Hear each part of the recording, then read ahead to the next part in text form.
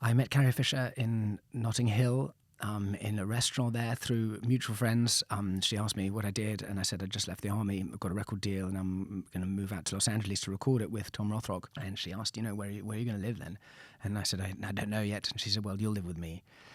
And she had a little, not too little, but a hacienda-style house in the Hollywood Hills in Beverly Hills, and she had 2 cabins for guests, and a guy called Charlie Wessler lived in cabin 1. He produced Dumb and Dumber, and There's Something About Mary. He had the Gort was the dog from There's Something About Mary, so that dog lived with us too. Weirdly, he had a fake one as well, because in the movie they put the dog on the roof of the car, and they couldn't do that with a real dog, obviously, so they'd have a fake dog. So Charlie would always put the fake dog into the freezer.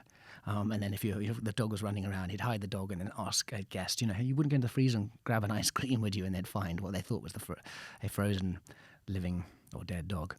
He was living in cabin 1 and I lived in cabin 2. And Debbie Reynolds lived on the property too, and it was incredibly, inspiring place. Her house is a madhouse and full of wonder. There was a Christmas tree set up there full-time, 365 days a year, and that kind of summed up her as a person. Every day was special. And so I would leave her house, drive along Mulholland Drive and get to Tom Rothrock's studio for the 4 months that I recorded for pretty much every album while she was alive. I mean, it's just an incredible creative person. When you walk into a room that makes no sense, everything, the decoration in all her house made no sense. It was just really opened up your own imagination. And musical instruments that had been played by her ex-husband, Paul Simon, were littered around the house, and it was a hugely inspiring place.